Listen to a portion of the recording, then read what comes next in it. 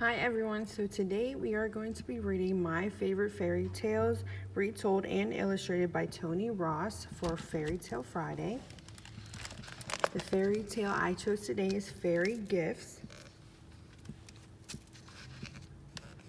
Over a hill in a land that no one could see, there lived a fairy queen and her 4 daughters. The queen loved her daughters dearly, but as it is and sometimes the case, she loved the youngest the most.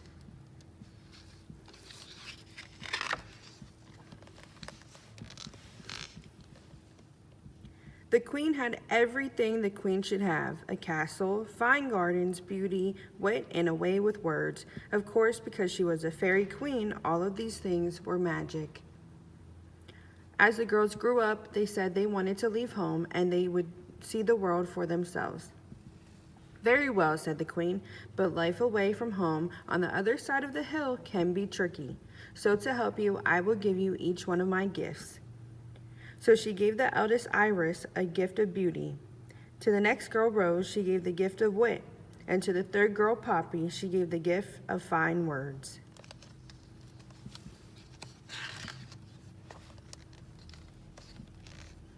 Of course, the 3 girls were happy with their mother's gifts, and away they danced to enjoy the other world on the other side of the hill.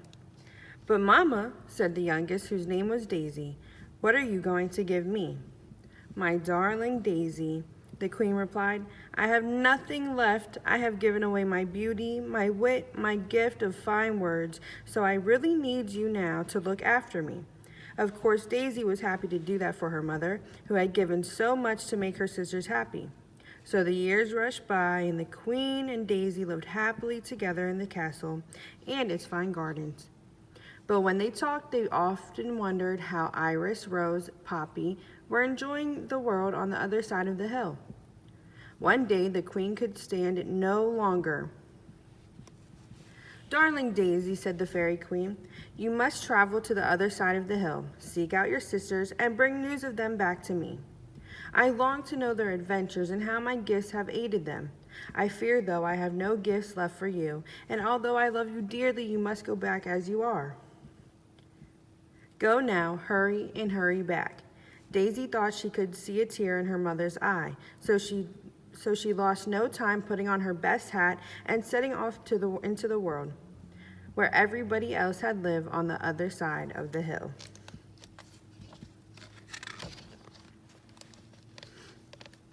Daisy climbed the hill all night, and in the morning, she was looking down at the city where everybody else lived. Soon she was in the crowded streets calling her sisters' names. Ah, croaked an old woman with a blue face, I heard say those 3 are living at the palace. They are all set to marry the 3 princes, who are taken with their beauty, their wit, and fine words. Go and look there, the old woman pointed to the grand castle in the distance.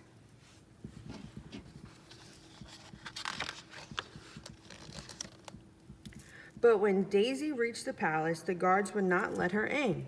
I'm looking for my sisters, she said. I was told they live here. One is beautiful, one has wit, and the other has fine words. Oh, those 3, laughed the guards. Those 3 aren't here now. Those 3 left months ago. You'll find them living in Lumpen Lane.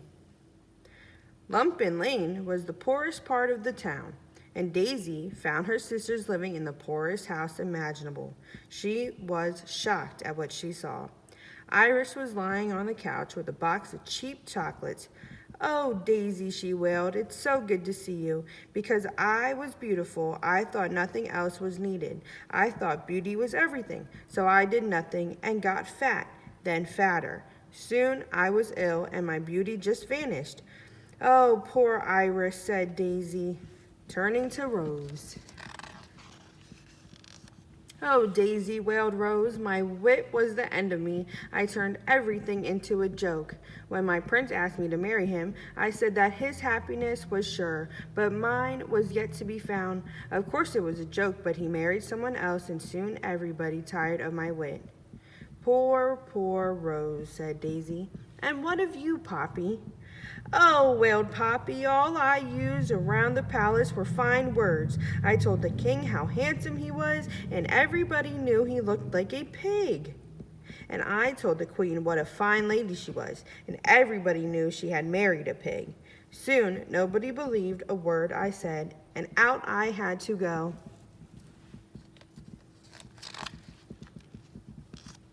Daisy thought for a while, and then hugged her three sisters. You must come back over the hill with me, and I will look after you all. But why? Cried the three girls. We are horrible. No, you are not, said Daisy. You are my beautiful sisters, and I love you. Come on. So Daisy led her sisters home, back over the hill and to the land that no one could see, where they lived happily ever after with their mother. Sometimes her mother apologized to Daisy for giving her gifts to the sisters and not her.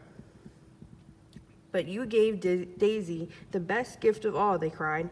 You gave her the gift of love. Then you gave her another gift, the gift of letting her be herself. So everybody loved Daisy, and the princes came from far and wide to ask for her hand in marriage. But Daisy said no, of course. And that is the end. Enjoy your Friday.